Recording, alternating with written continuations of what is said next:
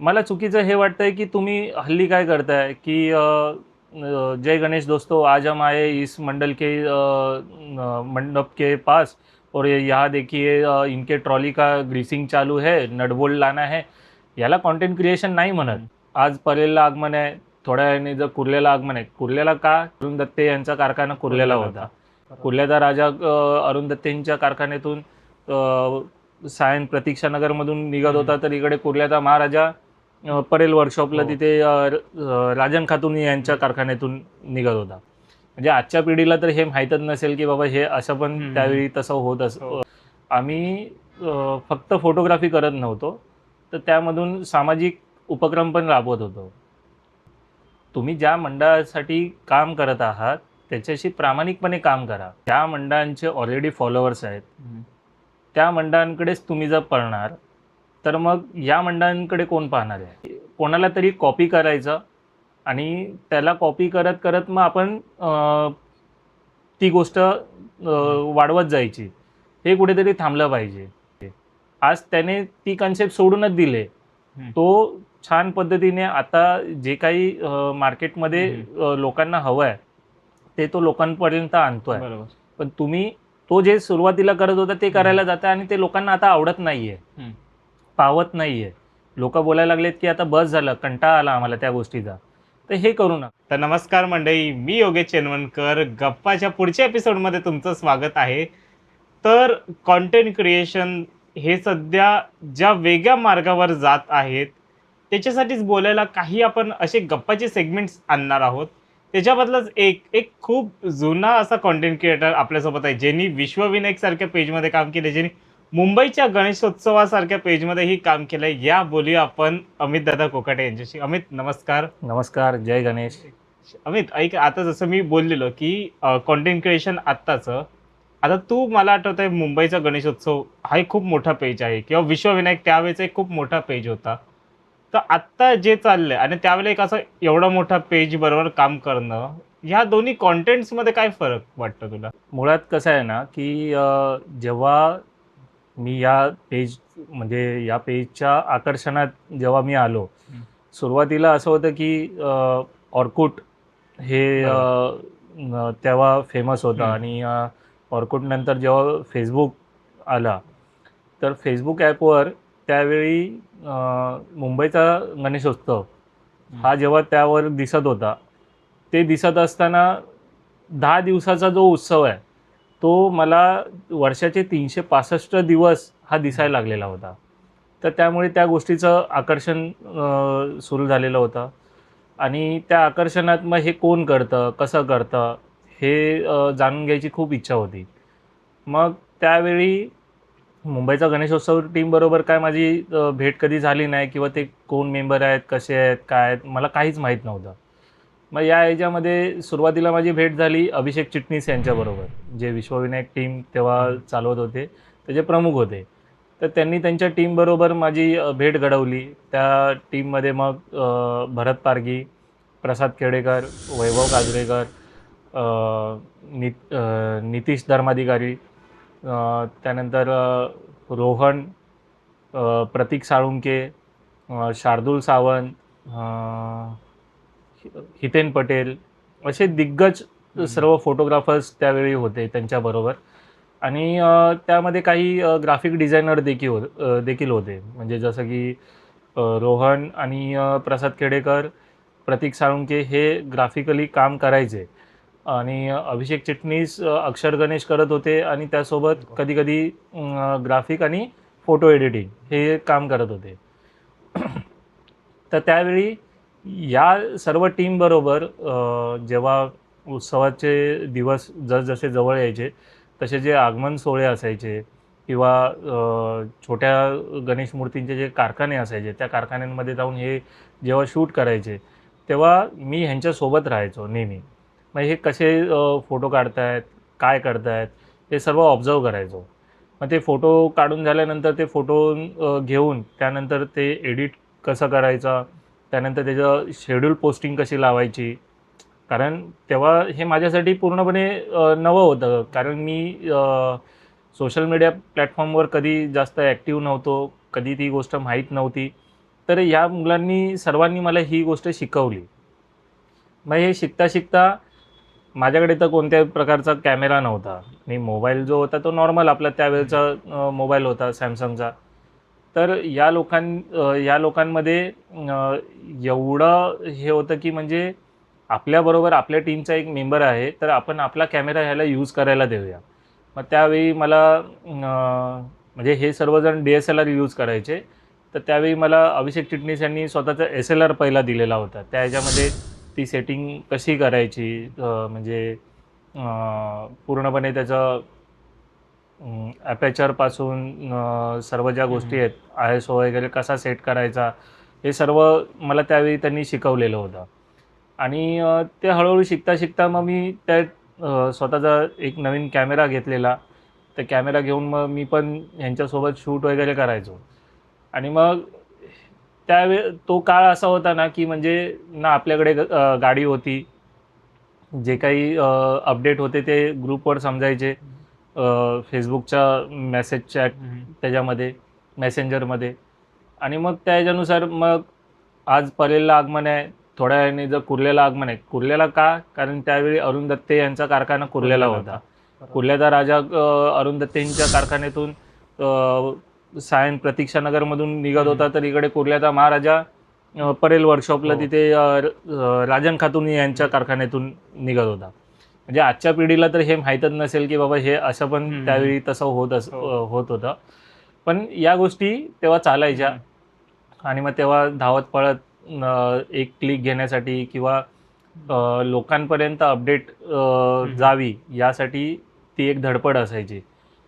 मग विश्वविनायक टीम जेव्हा पूर्णपणे वेगळी झाली काही कारणास्तव, तर त्यानंतर मग मी देखील मुंबईच्या गणेशोत्सव टीमबरोबर जॉईन झालो. म्हणजे मुंबईच्या गणेशोत्सव टीमचे प्रणित तेजम, तेजस दळवी, आशिष परब असे म्हणजे ओमकार कुलपे, हेरम पावसकर असे दिग्गज हे देखील होते. आणि ह्यांच्यासोबत काम करता करता मग वेगवेगळ्या मंडळांबरोबर जास्त कनेक्टिव्हिटी माझी वाढली. कारण म्हणजे मुंबईच्या गणेशोत्सवाबरोबर काम करताना आम्ही फक्त फोटोग्राफी करत नव्हतो, तर त्यामधून सामाजिक उपक्रम पण राबवत होतो. कोविडमध्ये जसं की सर्वजण घरात लॉकडाऊन असल्यामुळे बसून होते, तर त्यावेळी आम्ही वेगवेगळ्या स्पर्धा गणेश भक्तांसाठी आयोजित केलेल्या होत्या. त्यांचं प्राईज डिस्ट्रीब्युशन आम्ही त्यांच्या घरी जाऊन केलेलं होतं. त्याचसोबत जिथे पूर परिस्थिती आहे, म्हणजे मालवणला आणि कोल्हापूरला जेव्हा पूर आलेला होता, त्यावेळी आवाहन करून आम्ही मदत गोळा केलेली होती. आणि ती मदत आमच्या टीमने त्यावेळी कोल्हापूर, मालवण या ठिकाणी जाऊन लोकांपर्यंत पोचवलेली होती. त्याचसोबत जे पोलीस बांधव आहेत, कोविडमध्ये पोलीस बांधवांना जे ट्रॅफिकमध्ये वगैरे काम करत होते, तर त्या पोलीस बांधवांना ज्यूस किंवा अल्पोपहार पोचवण्याचं काम आमची टीम करत होती. असे अनेक सामाजिक विषय आहेत की त्या विषयांवर आम्ही काम करत होतो मुंबईचा गणेशोत्सव टीम म्हणून. आणि मुंबईच्या गणेशोत्सव टीमनंतर मी जेव्हा पूर्णपणे बृहन्मुंबई सार्वजनिक गणेशोत्सव समन्वय समितीबरोबर कनेक्ट झालो, तेव्हा मी पूर्णपणे सोशल मीडिया जी लाईफ आहे ती माझी पूर्णपणे वेगळीच झाली आणि मी पूर्णपणे इकडे काम करायला लागलो. पण मग आता या दोघांमध्ये तुझ्या मते हे आपलं कॉन्टेंट क्रिएशन म्हणजे नेमकं काय आहे मग? माझ्या मते कॉन्टेंट क्रिएशन म्हणजे छोट्यातलं छोटं जे मंडळ आहे त्याला चांगल्या मुद्द्यांनी, म्हणजे जसे की सामाजिक संदेश देणारे जे मुद्दे आहेत त्या मुद्द्यांचा वापर करून त्याला मी जास्तीत जास्त लोकांपर्यंत कसं आणेल हा उद्देश माझ्या तुला काय चुकी, म्हणजे आता जे कॉन्टेंट क्रिएशन करतात मग त्यांचं काय चुकीचं वाटतं तुला? मला चुकीचं हे वाटतंय की तुम्ही हल्ली काय करताय की जय गणेश दोस्तों, आज हम आए इस मंडप के पास और यहाँ देखिए इनके ट्रॉली का ग्रीसिंग चालू है, नट बोल्ट लाना है. याला कॉन्टेंट क्रिएशन नाही म्हणत. तुम्ही ज्या मंडळासाठी काम करत आहात त्याच्याशी प्रामाणिकपणे काम करा. म्हणजे ज्या मंडळाला तुम्ही रिप्रेझेंट करत आहात त्या मंडळाचा जो इतिहास आहे, म्हणजे आज ते मंडळ अचानक उगवलेलं नाही आहे.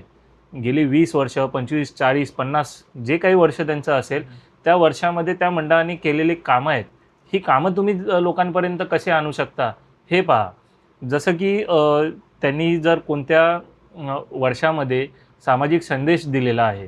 आता माझ्याकडे अनेक अशी उदाहरणं आहेत. जसं की डिलाय रोडला पंचगंगा म्हणून मंडळ आहे. पंचगंगा मंडळ पूर्वी पी-ओ-पीची मूर्ती आणत होते. नंतर जेव्हा आय थिंक 2014-15च्या दरम्यान त्या मंडळाने जो पर्यावरणपूरक जो उत्सव साजरा करायला घेतला, म्हणजे सुरुवातीला पहिलं वर्ष त्यांचं होतं की ज्योतिबा जो आहे आपला दख्खनचा राजा, त्या रूपामध्ये त्यांनी श्री गणेशाची मूर्ती आणलेली होती. मूर्तिकार सुनील कल्याणकर होते आणि त्यांनी जे आता कला दिग्दर्शक जे मोठं नाव आहे या क्षेत्रामध्ये सुमित पाटील यांना त्यावेळी बोलवलेलं होतं आणि त्यांच्या माध्यमातून त्यांनी संपूर्ण ज्योतिबा मंदिर त्या छोट्याशा जागेमध्ये बनवलेलं होतं आणि खूप सुंदर देखावा होता तो. त्यानंतर त्या मंडळाने आहे ना दरवर्षी वेगवेगळे कन्सेप्ट आणले, म्हणजे जे की टाकाऊ वस्तूंपासून त्यांनी श्री गणेशाच्या मूर्त्या बनवलेल्या होत्या. 21 पेक्षा जास्त अशा त्या मूर्त्या होत्या. त्यानंतर त्यांनी एक कन्सेप्ट आणलेला होता की ज्या आपण म्हणजे महिलांच्या ज्या साड्या असतात त्या आपण टाकून देतो किंवा कुठेतरी भांडीवाली किंवा अजून कोणाला तरी देतो, तर त्याच साड्यांचा किंवा जुन्या कपड्यांचा वापर करून कुठेतरी महिलांसाठी पर्स किंवा आपण भाजी मार्केटला जी भाजी घेण्यासाठी जी पिशवी हे करतो ती आपण बनवू शकतो. अशा वेगवेगळे कन्सेप्ट होते ते, म्हणजे गोधडी पण बनवू शकतो, असं त्यांचं ती कन्सेप्ट होती. त्यानंतर अन्नाचा जो आपण अपव्यय करतो म्हणजे टाकून देतो, तर त्या अन्नाचं महत्त्व हे त्यांनी पटवून दिलेलं होतं. असे अनेक सामाजिक विषय जे आहेत ते त्यांनी घेतलेले होते. अजून एक मंडळ आहे बोरिवलीला देवीपाड्यातला, ज्या मंडळाकडे मी गेल्या वर्षी गेलेलो होतो. त्या मंडळाने एवढा सुरेख अंधश्रद्धा निर्मूलनावर जो विषय मांडलेला होता, त्या विषयामध्ये त्यांनी जे आपण म्हणतो रात्रीची नखं काढू नये, मांजर आडवी गेली तर थांबावं, 5 पावलं मागे यावं वगैरे. पुन्हा मासिक पाळीच्या वेळी महिलांनी त्या रूममध्ये नसावं. आज काय झालं आहे की आज आपण ते अंधश्रद्धा म्हणून पाहतो त्या गोष्टीकडे, पण त्याच्यामागे जे सायंटिफिक रिझन होतं ते त्या मंडळाने त्या उत्सवामध्ये मांडलेलं होतं. पुन्हा आपण जेवताना ताटाभोवती पाणी हे करतो, तर ते असे अनेक रिझन होते की जे का आहेत ते त्यामागे दिलेलं होतं. लिंबू मिरची आपण गाडीला लावतो, तर ती का असावी? पूर्वीच्या काळी लोक उन्हातून बैलगाडीने जात होती, तर त्यावेळी कुठे जर ग्लानी वगैरे यायला लागली तर त्या टायमिंगला ते लिंबू आणि मिरची, जे लिंबू आहे तो पिळून पाण्यामध्ये पिळून ते कुठेतरी ती ग्लानी येत असेल किंवा BP लो होत असेल तर ते घ्यावं किंवा मिरची खावी, असा तो एक हेतू हे त्यांनी पूर्णपणे स्पष्टीकरणासहित ते मांडलेलं होतं. तर अशा अनेक ज्या गोष्टी आहेत की अशी मंडळ जे लोकांपर्यंत आणतायत. कोणाचं असं चांगलं एक विषय आहे, पण मग आजकाल असं होतं ना की काही जण हे फॉलोअर्स बघूनच जातात. मग त्याच्यावर तुझं काय मत आहे की समज त्या मंडळाचं इंस्टाग्रामवर तेवढी फॉलोईंग नसेल तर ही लोक सरळ नाही बोलतात? हेच तर चुकतंय ना. कारण कसं आहे की ज्या मंडळांचे ऑलरेडी फॉलोअर्स आहेत त्या मंडळांकडेच तुम्ही जर पळणार तर मग या मंडळांकडे कोण पाहणार आहे? म्हणजे मला काय म्हणायचं, मी कोणाला दोष नाही देत आहे, पण हल्ली काय झालं आहे की कोणाला तरी कॉपी करायचं आणि त्याला कॉपी करत करत मग आपण ती गोष्ट वाढवत जायची. हे कुठेतरी थांबलं पाहिजे. म्हणजे मला वाटतं की आपलाच एक चांगला मित्र आहे चिराग खिलारे, गेली 2 वर्ष मी पाहतोय त्या मुलाने खूप छान पद्धतीने मंडळांना रिप्रेझेंट कसं करतात हे लोकांना दाखवलं, जगाला दाखवलं आहे त्याने.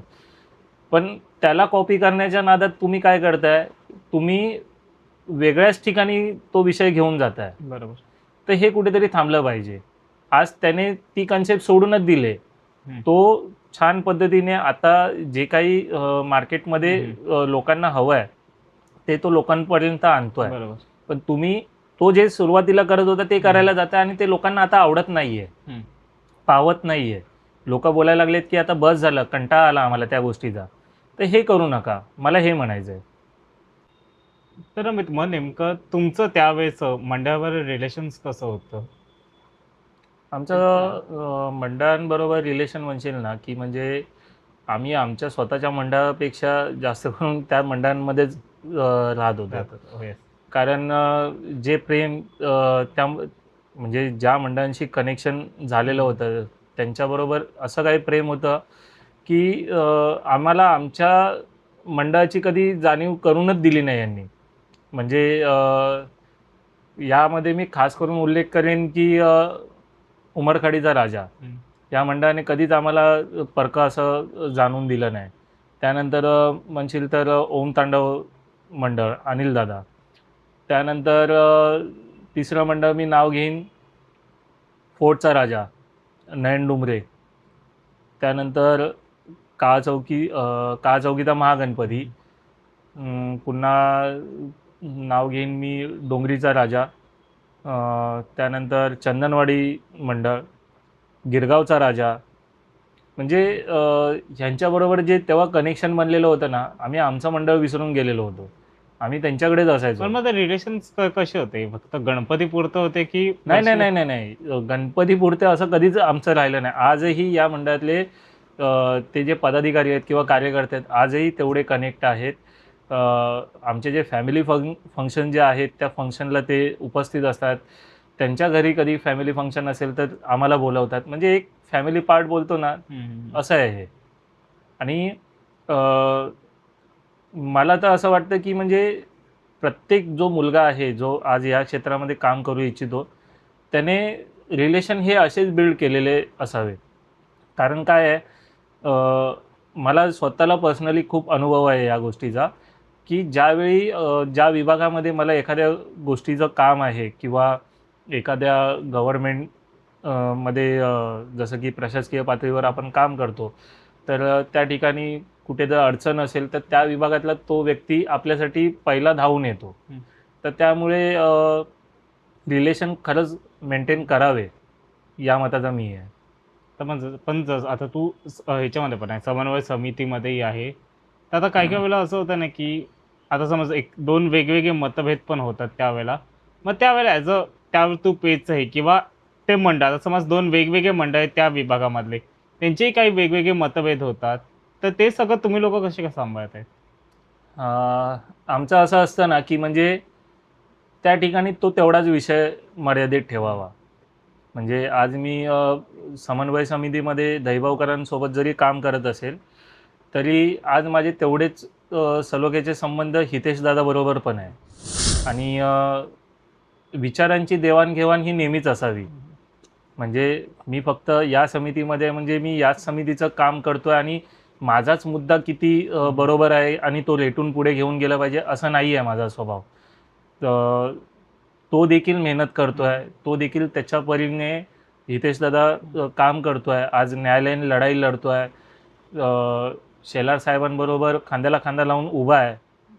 तर त्याचेही काही विचार आहेत, त्याचीही काही मतं आहेत. तर ती मतं जाणून घेणं. पण मग विचारांचे मतभेद होतात ते कसे काय तुम्ही सांभाळतात? मतभेद मी तेच बोललो ना, की मतभेद असावेत पण मनभेद नसावेत. हे नेहमी मला माझ्या घरच्यांनी शिकवलेलं आहे, की म्हणजे कितीही काही झालं तरी त्या व्यक्तीबरोबर आपले रिलेशन तुटले नाही पाहिजे. मग तुला असं नाही वाटलं का, की काही हे जे कॉन्टेंट क्रिएटर्स आहेत त्या लोकांनी अशी समिती जॉईन करावी?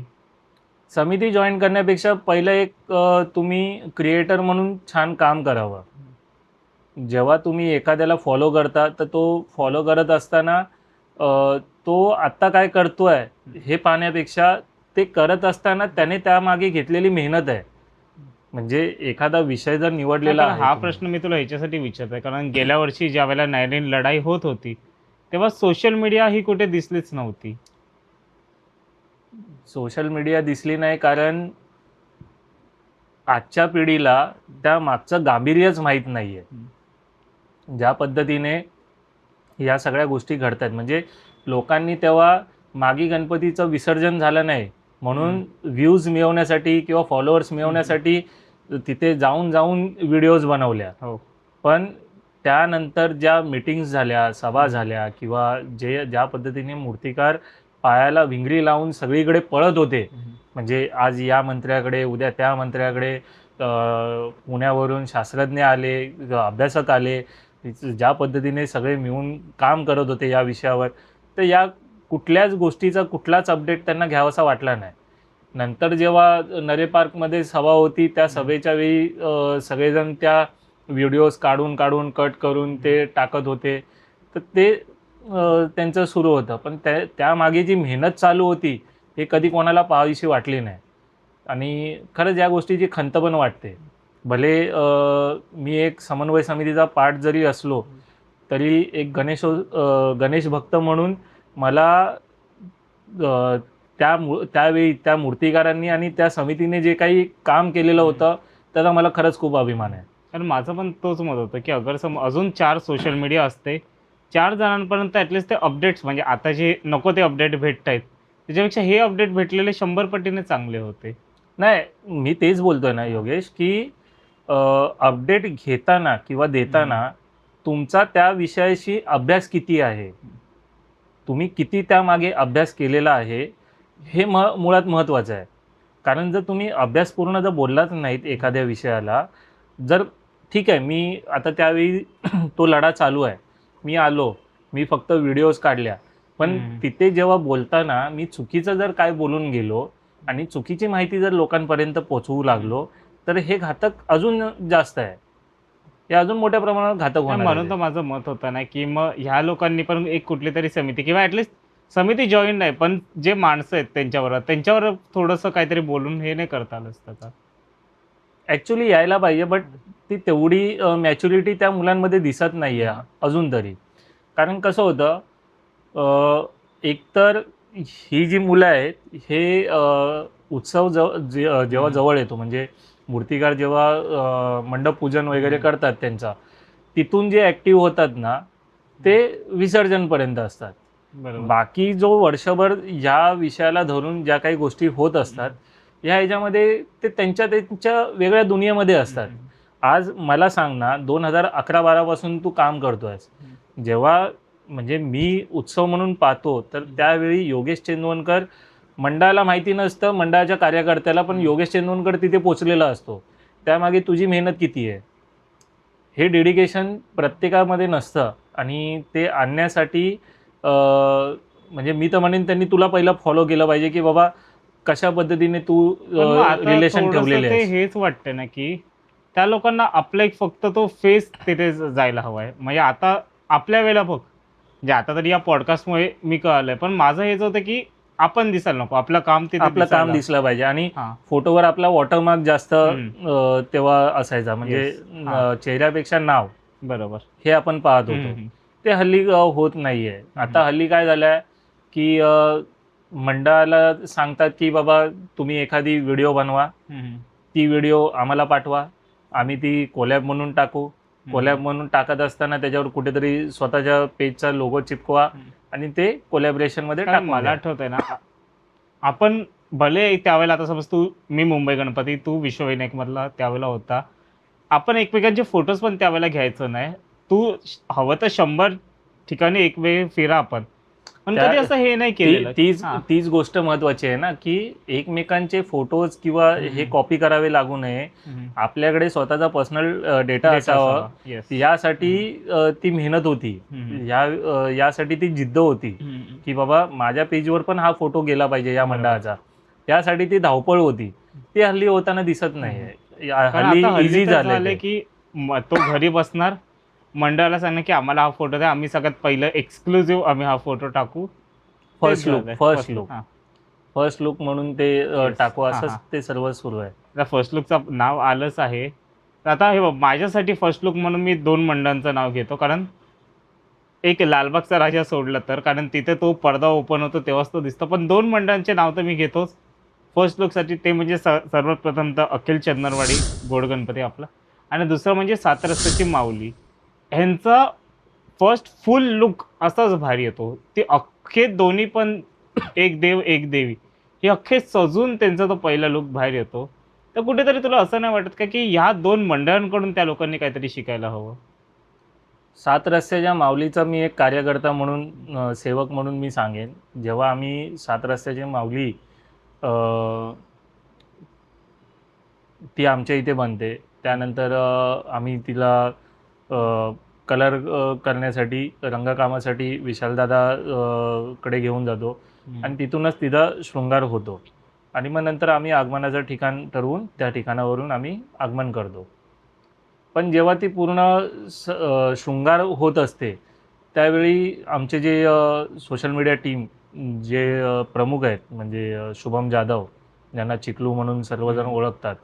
त्यानंतर मंडळाचे आमचे कार्यकर्ते सौरभ म्हस्कर, विराज जांभळे, त्यानंतर जी फोटोग्राफर्सची जी टीम आहे आमच्या मंडळाची स्वतःची, ती रोनिक्स टीम, जी आपली गिरगावमधली प्रसिद्ध चंदनवाडी मंडळाचे जे मुलं आहेत सर्व, ते असतात.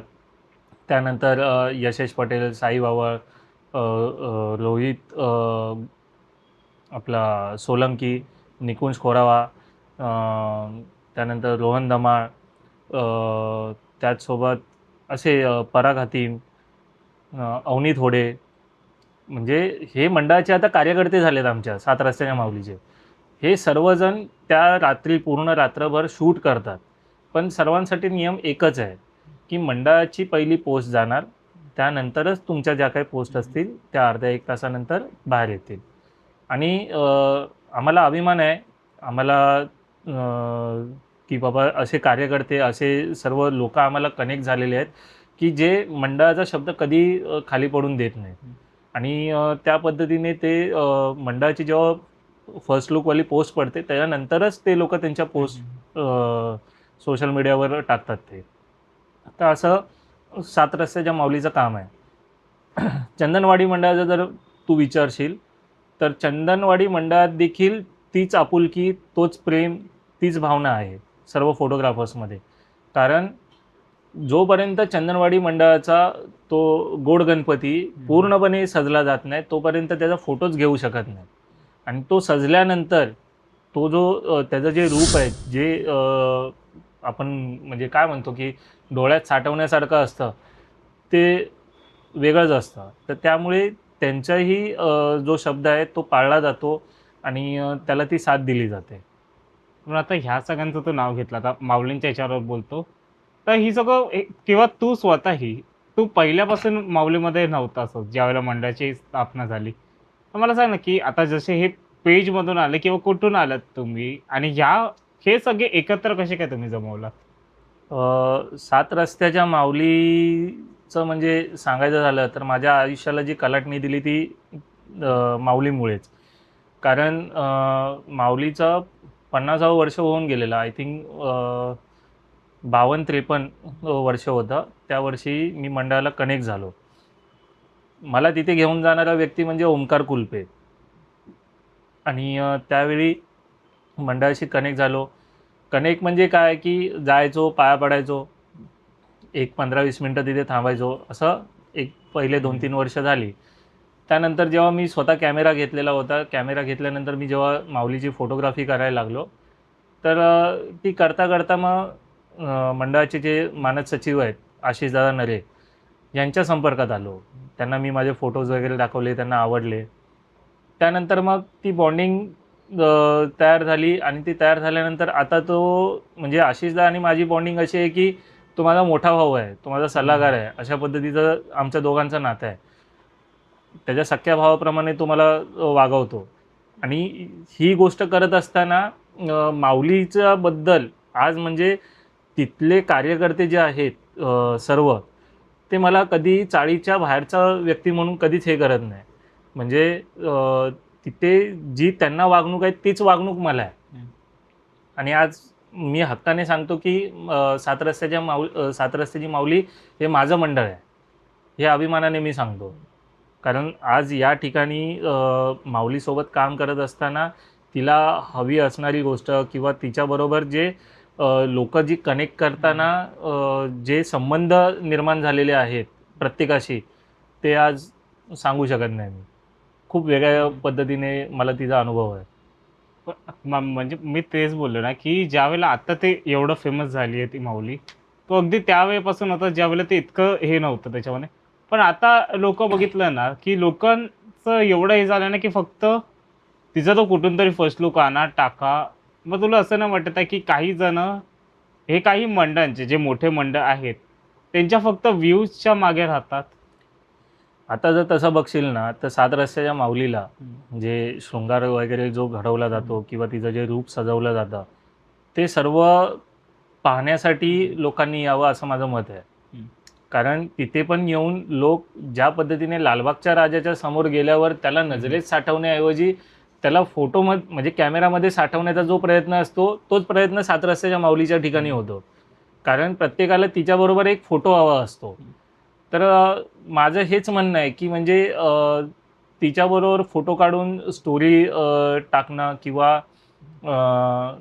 पोस्ट करणं यापेक्षा ती एक जिवंत बाई कशी दिसते, हं, अशा पद्धतीचं रूप तिचं जे आहे ते पाहण्यासाठी, तिला निरखून पाहण्यासाठी किंवा तिचा आशीर्वाद घेण्यासाठी तुम्ही जितका याल आणि आम्ही कधीच कोणालाहीच तुम्ही तिथे उभे असाल, तुम्ही तिला पाहत असाल डोळे हं, भरून, तर आम्ही कधी कोणाला तिथून हटवत नाही.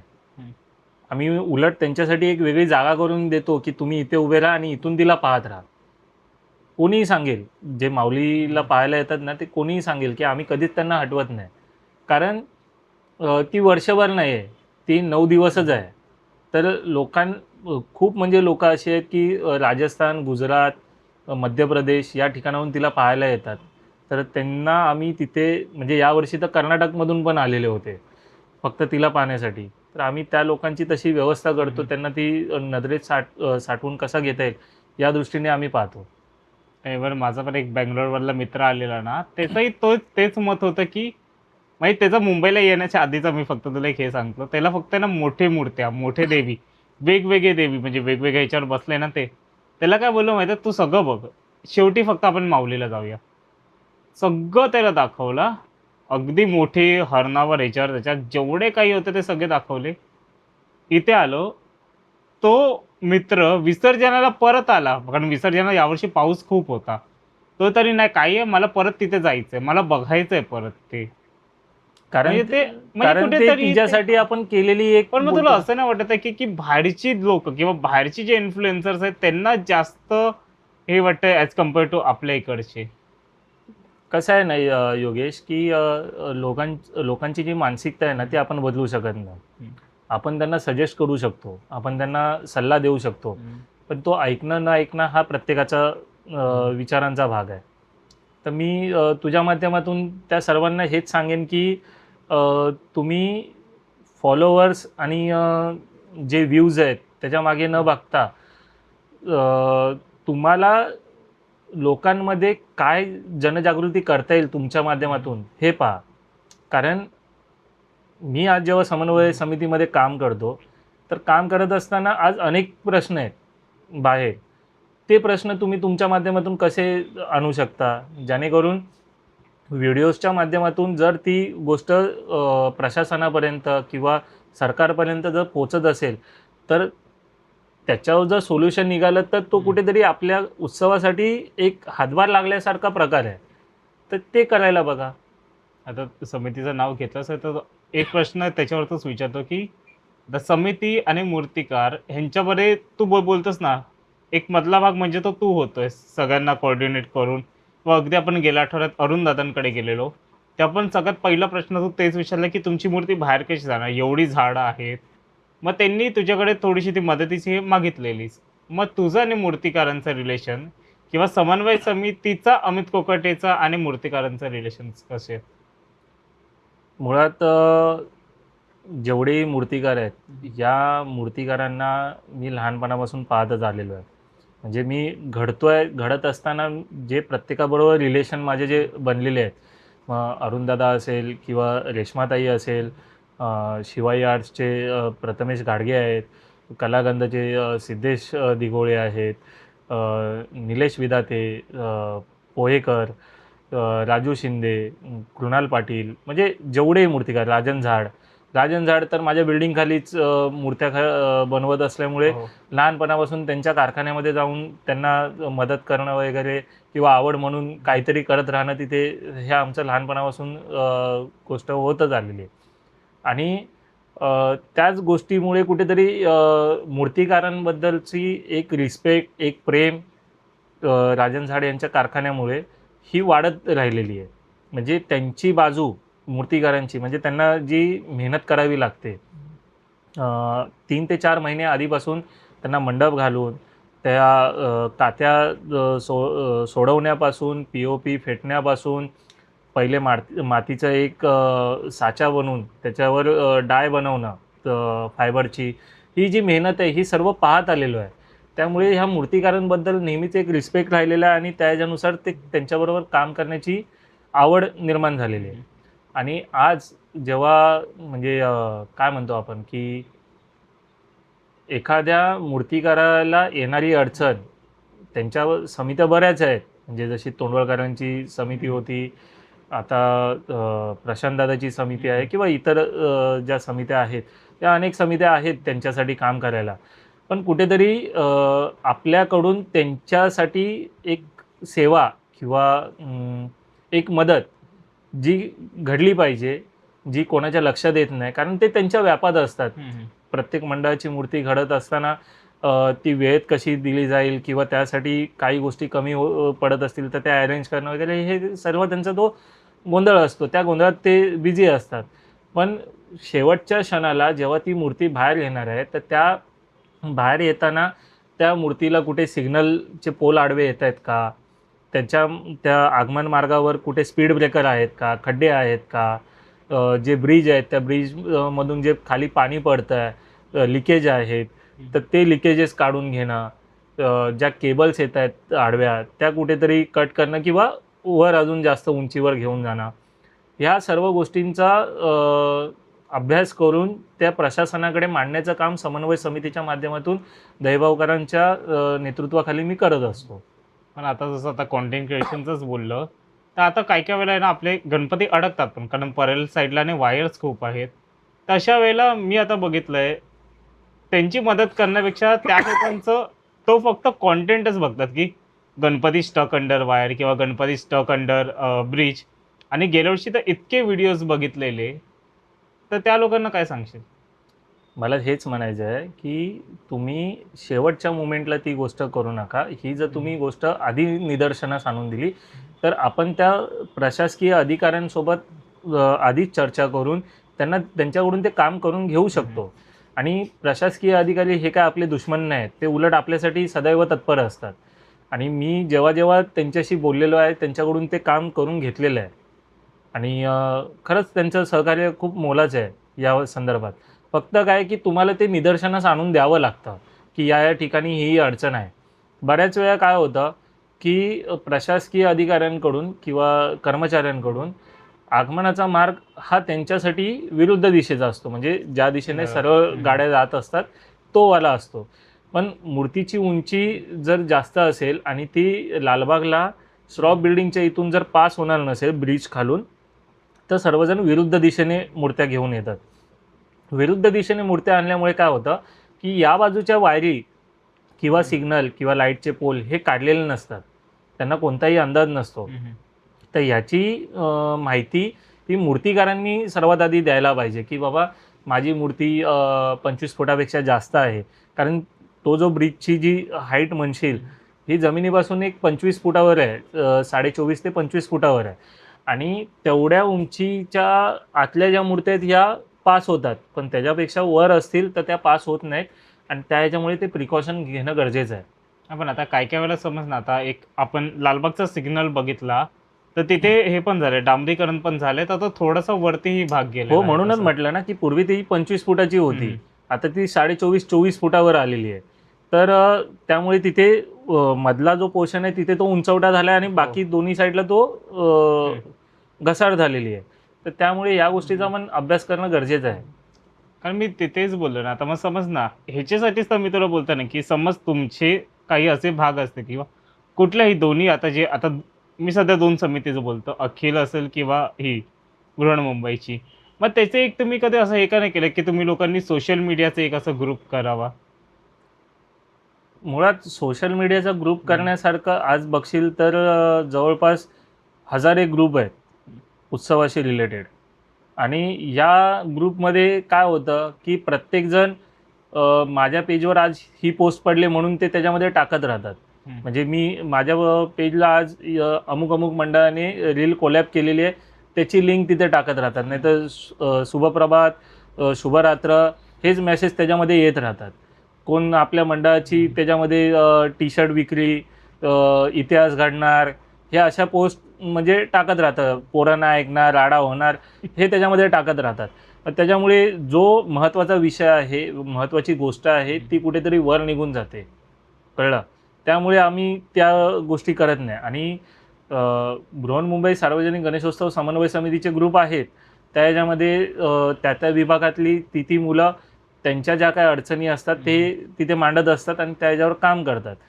सेम तसंच अखिल सार्वजनिक उत्सव समिती महाराष्ट्राचं सेम त्यांचंही तसंच आहे की म्हणजे त्यांच्या ग्रुपमध्ये जे काही त्यांच्या विभागातले विषय असतात ते तिथे मांडत असतात आणि ते त्या पद्धतीने काम करत असतात. इथे समन्वय समिती आणि अखिल सार्वजनिक उत्सव समिती ह्यांचा कोणताही वादविवाद अशा पद्धतीचा तर नाही आहे.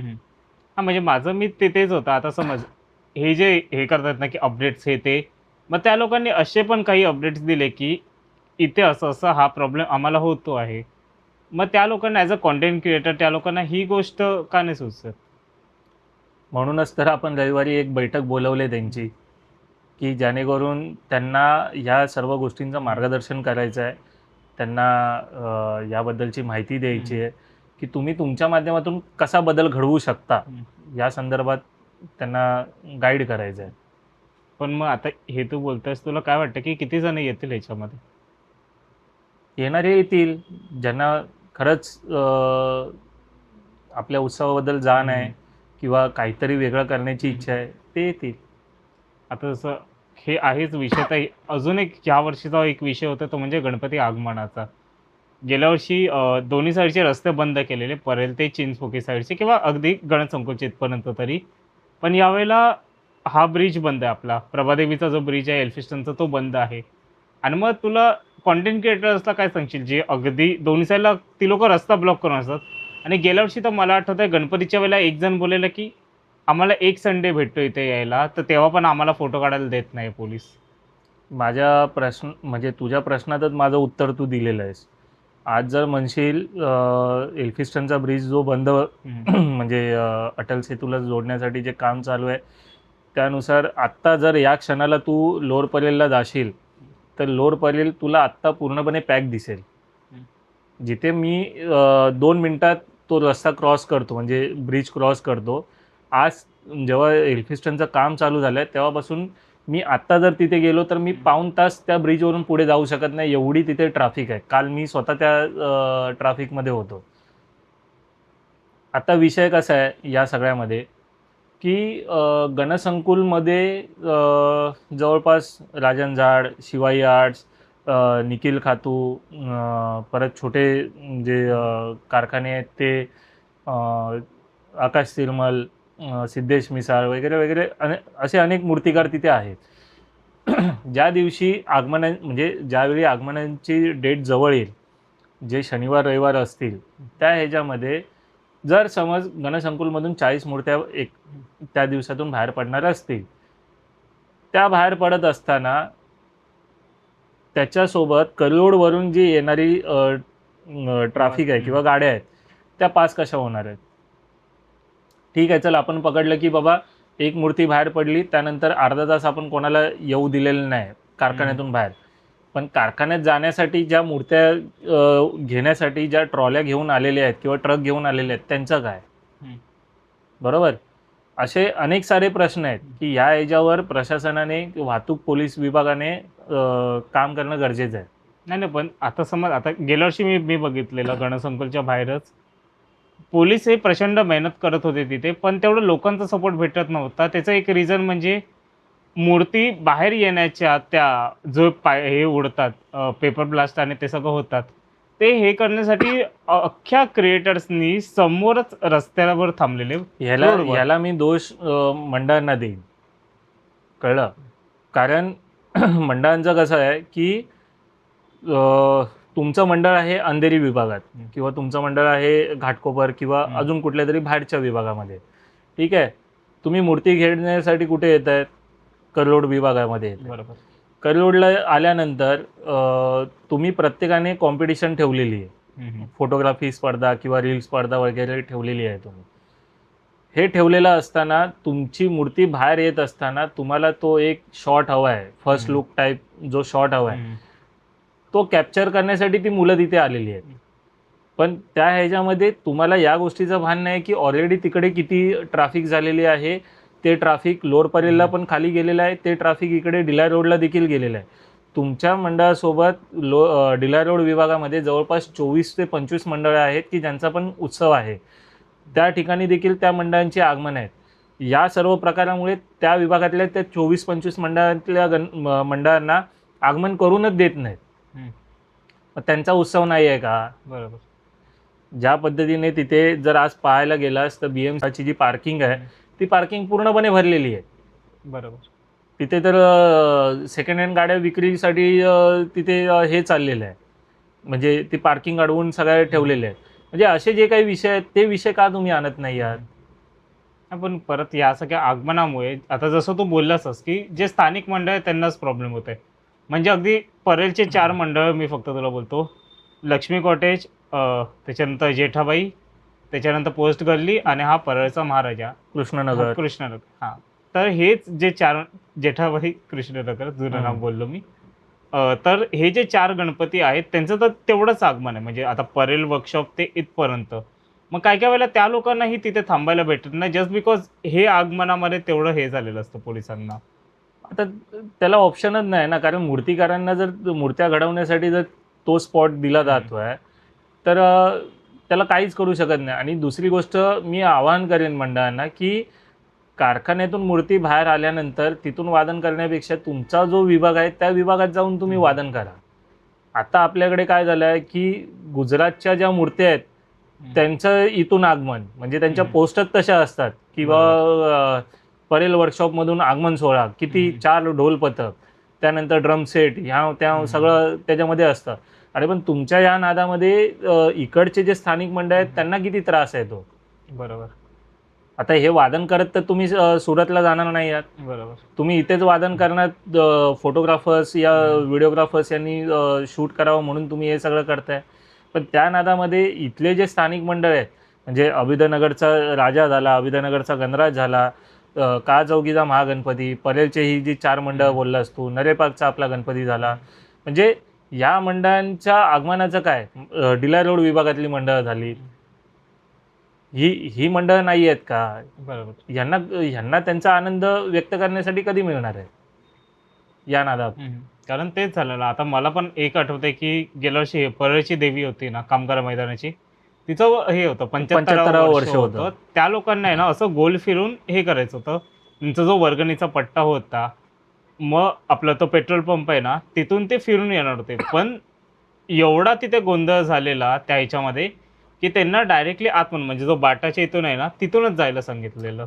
गेल्या वर्षी म्हणजे जो तू आता प्रकार बोललास हा स्वतः आशिषदादाने अनुभवलेला आहे. कारण आशिषदा स्वतः तो जो आगमनचा दिवस होता त्या दिवशी दादरला चाललेला होता सदरे घेण्यासाठी. तो स्वतः 6 तास लालबागच्या ब्रिजवर अडकलेला होता, कारण त्याला गाडी पुढे पण घेऊन जाता येत नव्हती, त्याला मागे पण घेऊन जाता येत नव्हती.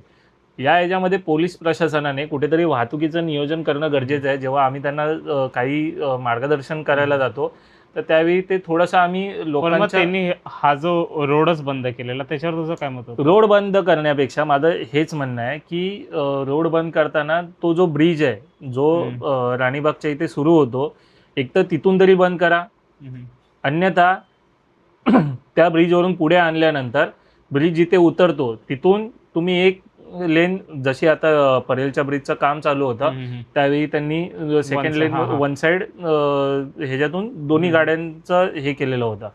तर तसं काहीतरी करा. ऑप्शन तुमच्याकडे आहेत, ऑप्शन नाही आहेत अशातला भाग नाही, पण ते केलं पाहिजे. मग आता या वर्षीसाठी काही मीटिंग झालेत का पोलीस किंवा प्रशासनावर काही? अजून तरी कोणती अशी मीटिंग वगैरे लागलेली नाही, पण येत्या या महिन्यामध्ये मीटिंग्स वगैरे सुरू होतील. मग ती महानगरपालिका, वाहतूक विभाग, पोलीस कमिशनर साहेबांबरोबर होईल, मुख्यमंत्री वगैरे यांच्यासोबत होतील, आयुक्तांबरोबर वगैरे. तर अमित, आता आपण सगळ्यात लास्ट सेगमेंटमध्ये आलो आपल्या, की नॉर्मली आम्ही हे करतो की या जणांकडून तुम्ही काय शिकाल आणि त्यांच्याकडून लोकांनीही काय शिकावं असं. तर मी 5 जणांची नावं घेतो. तो सांग की ह्या लोकांकडून काय शिकण्यासारखं आहे ते. सगळ्यात पहिलं तर सुधीर साळवी. सुधीर भाऊ यांच्याकडून म्हणजे मी स्वतःमध्ये एक हे पाहतो की म्हणजे त्या व्यक्तीची कमिटमेंट आणि उत्सवासाठी अहोरात्र झटणं हे त्या व्यक्तीकडून शिकण्यासारखं आहे. ओके.